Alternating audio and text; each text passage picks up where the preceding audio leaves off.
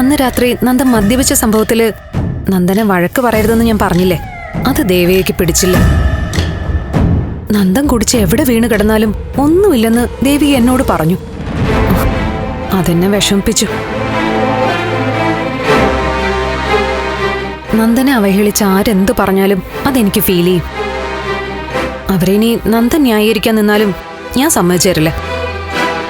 അതിന്റെ പേരിൽ നന്ദൻ എന്നെ തള്ളി പറഞ്ഞാലും ഞാനതങ്ങ് സഹിക്കും. ഇല്ല, ദേവി എന്നെ കുറിച്ച് അങ്ങനൊന്നും പറയില്ല. എന്ന് വെച്ചാ ഞാൻ കള്ളം പറയുന്നെന്നാണോ? അല്ല, ഞാൻ അങ്ങനെയല്ല പറഞ്ഞേ. ദേവികയുടെ ഗുണവും അതാ. ദേവിയേക്ക് ഏത് കാര്യവും ഒരാളെ പറഞ്ഞ് പെട്ടെന്ന് വിശ്വസിപ്പിക്കാൻ പറ്റും.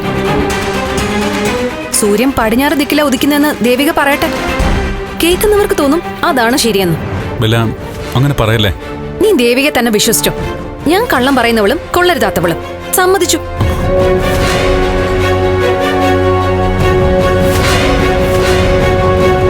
ബെല്ല, ഞാൻ ബെല്ലെ വിഷമിപ്പിക്കാൻ വേണ്ടി പറഞ്ഞല്ല. ദേവി ഒരു പാവോ. വാസ്തവത്തില് ഞാനായിട്ട് ദേവിയെ ഒരുപാട് വിഷമിപ്പിച്ചിട്ടുണ്ട്. പലപ്പോഴായിട്ട് എനിക്ക് ദേവിയോട് ദേഷ്യം കാണിക്കേണ്ടി വരുന്നുണ്ട്. എനിക്കറിയാം. ഞാൻ അവളോട് കാണിച്ച നീതികേടിൽ നിന്ന് രക്ഷപ്പെടാനുള്ള ശ്രമോ ആ ദേഷ്യം കാണിക്കൽ. നീ അധികം താമസിയാതെ തന്നെ യഥാർത്ഥത്തിൽ അവളോട് ദേഷ്യം കാണിച്ചു തുടങ്ങും. നോക്കിക്കോ.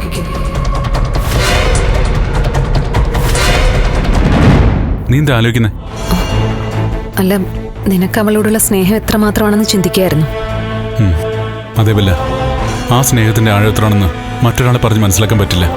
പക്ഷേ ഇതൊക്കെ അവള് മനസ്സിലാക്കുന്നുണ്ടോന്നാ എന്റെ സംശയം.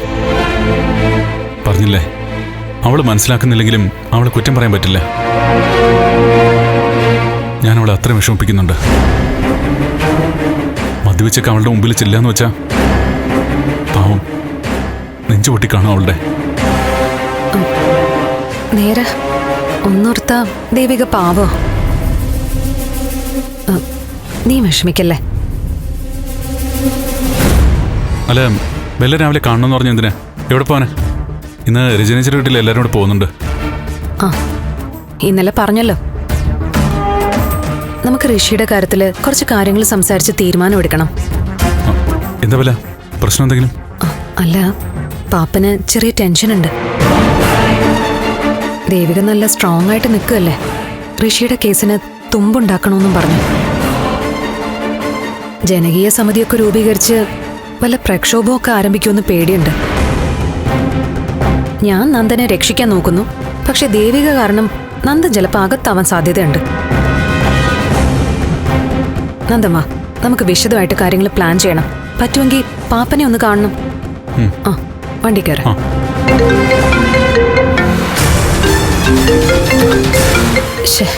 ഒരു ഇമ്പോർട്ടന്റ് കോളാ.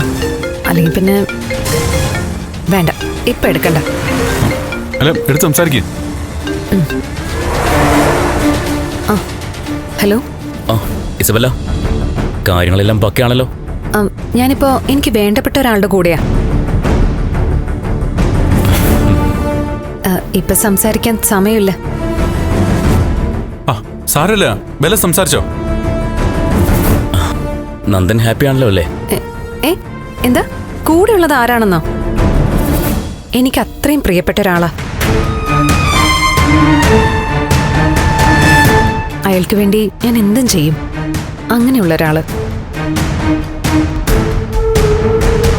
മുമ്പ് കൈവിട്ടു പോയതാ, ഇപ്പൊ തിരിച്ചു കിട്ടി. ആണോ? അങ്ങനെയാണെങ്കിൽ തിരിച്ചു കിട്ടിയതിനെ ഇനി വിട്ടുകളയാതെ നോക്കണം. എന്ത് സഹായത്തിനും ഞാൻ കൂടെയുണ്ട്.